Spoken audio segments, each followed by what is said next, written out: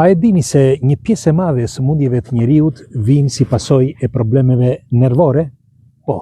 Por pyetja është si e dinin kinezët këtë mijëra vite më parë dhe ata ende sot kurojnë pothuajse pjesë ndërmuese të problemeve pikërisht pra me nervat.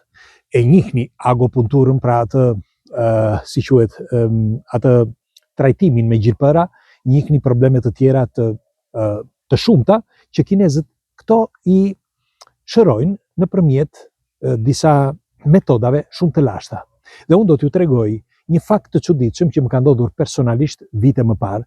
Dua t'ju tregoj sepse shumë njerëz gjën e parë që bëjnë shkojnë në farmaci ose shkojnë tek mjeku, pa e kuptuar që një pjesë e madhe e këtyre problemeve, siç ju thash, janë nervore.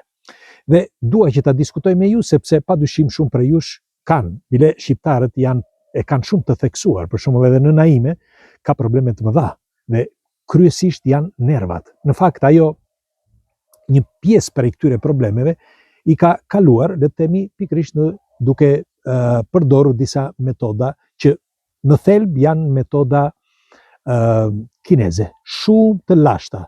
Po themi mijëra vite më parë, ende sot ata i bëjnë. Por unë do t'ju them vetëm një që, siç ju thash, më ka ndodhur para disa viteve. Teksa po kthehesha në Rom, një ditë, e kam thënë këtë, por dua ta përsëris edhe një herë që të kuptohet në thelb atë që dua të them sot.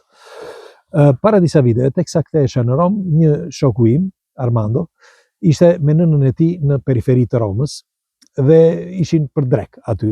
Dhe me qenë se unë po kaloja, isha në një seminar ku bëhesh një konferencë, isha së bashku me një lama. Një lama që quhet Dam, ky lama. Nuk jeton më këtu në Rom tani, por ka ikur prej vitesh nga Roma. Dhe doja t'ju thoshe që ai, teksa u kthyem, i thash Armandos për të përshëndetur, po tha, jam këtu, tha rrugës, tha hajde takohemi, tha dhe. Unë përpara se t'i e pyeta këtë lamën, i thash, mund të shkojmë, thash, që të përshëndesim një shokun tim, pa problem, tha. Edhe ai ishte me mua në makinë. Kishim shkuar për një seminar që fliste pikërisht, ky fliste për këto, për agopunturën dhe këto trajtimet kineze shumë të lashta. Zotëria është nga Nepali, por në një fshat të vogël në periferi të Nepalit. Dhe kur shkuam tek nëna e këtij shokut tim, tha kjo kam dhimbje koke, tha, dhe nuk po e kuptoj, tha, sepse që kur erdhëm këtu, tha, ndoshta është ajri këtu, tha, por kam dhimbje koke, tha, dhe nuk po mikën. Dhe unë ja transmetova, sepse ai nuk dinte të fliste italisht, fliste vetëm anglisht. Ja transmetova, i thash, është nëna e këtij shoku, thash, që nuk ndihet mirë, thash, dhe nuk do rim këtu, thash, do ikim. Çfarë ka, tha ai? I thash, thotë që ka dhimbje koke. Dhimbje koke, tha?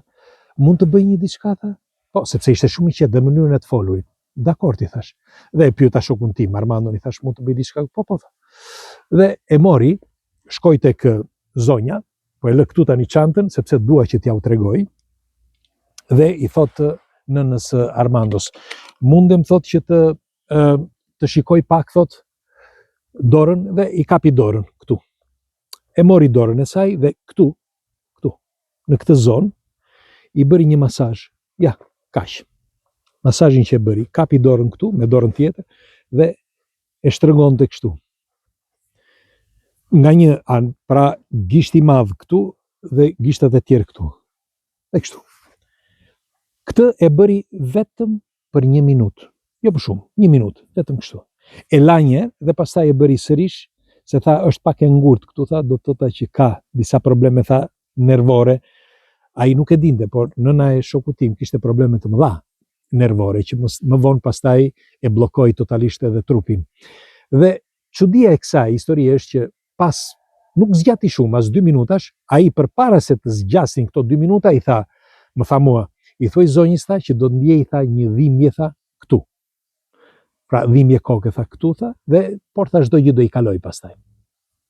Nuk kaluan 2-3 minuta dhe thot e jemi Armandos, thot, oh, kam një dhimbje, thot, ku i thash unë, këtu, tha, por shumë, tha, sikur t'jet një pik, tha. U habitëm.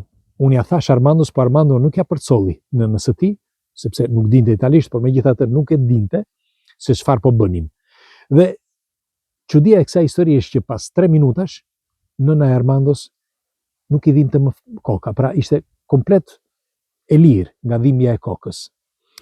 Dhe çudia e kësaj historie është që nuk është hera e parë. Unë kisha hasur edhe në disa fenomene të tjera që do t'ja u tregoj më vonë për mos qenë gjatë, fenomene të tjera që ai njihte po flas, por kryesisht për këtë më ka mbetur në kujtesë dhe unë dua që t'ja u përsërisë edhe një herë këtë histori sepse kohët e fundit, siç thash, shumë edhe nga familjarët e mi kanë probleme me trupin dhe kryesisht janë nervat. Sepse për shembull dhimbja e kokës, dhimbja e trupit, dhimbja e gjymtyrëve, dhimbja e syve apo ku ta di unë, kryesisht janë dhimbje nervore. Dhe doja t'ju të nënvizoja këtë, nuk jam ekspert, kjo nuk është një këshill, është një diskutim i përbashkët, por dua të them që ne e dim shumë mirë që qelizat e njeriut janë bioenergji, pra formojnë bioenergji. Dhe ajo që dua të prek këtu është që çdo gjë është frekuencë. Pra frekuencat janë jo vetëm në fushën magnetike që gjendet rreth nesh, por edhe brenda trupit tonë. Pra ato nuk janë gjë tjetër, pra nervat, verse janë rryma elektrike, pra përcillen rryma elektrike nga truri ynë. Nervat nuk janë gjë tjetër verse brenda tyre ka rryma elektrike, pra ka bioenergji. Dhe nëse kjo më bën të mendoj që gjithë trupi ynë, sepse gjithë qelizat tona janë bioenergji. Ne kemi miliarda qeliza dhe funksionojnë si një bateri. Atëherë ne nëse do ta modifikojmë këtë rrymë, pra gjatë përcjelljes së saj, në këtë rast për shembull dhimbja e kokës që ai e bëri nëpërmjet dorës, por them në përgjithësi, pra të gjithë trupit, unë mendoj që është pika kyçe për të shmangur një sëmundjesh trupore. Pra unë them që kryesisht problemet që janë, le të themi, që lidhen fort me nervat, janë ato që krijojnë pastaj, duke kaluar kohë, probleme të rënda në shëndet. Ju, çfarë mendimi keni? Mes nesh ka dhe ekspert pa diskutim, ose disa edhe kanë provuar këto, pra këto metodat e lashta, por unë nuk dua të ndalem tani që si e dinin kinezët një gjë të tillë mijëra vite më parë. Si i dinin këto? Si? Pse? Si ishte mundur që të dinin që me anë të atyre gjilpërave mund të shëronin trupin e njeriut? Janë disa sekrete ndonjëherë që duke sikur vijnë nga një tjetër botë ose nga një tjetër civilizim më i zhvilluar se ne, që me kalimin e kohës u shpërndan ose mbetën në disa kultura, shumë vonë u zbuluan që janë efikase sepse e kuptuan që lidhen fort me disa, le të themi, zbulime shkencore që nuk i përkasin këtij njerëzimi. Megjithatë, ju çfarë mendimi keni? Dhe a është e vërtet kjo që thonë që kryesisht njeriu problemet që i ka kryesisht nervore? Pres komentet tuaja. Do të dëshiroja çfarë do lloj komenti, diskutimet e përbashkëta na informojnë në radhë parë, por padyshim do të dim edhe se si të zgjidhim problemet nëse hasim probleme të tilla. Mendoj, okay? Hajde, ditë të mbarë dhe një të diel të këndshme.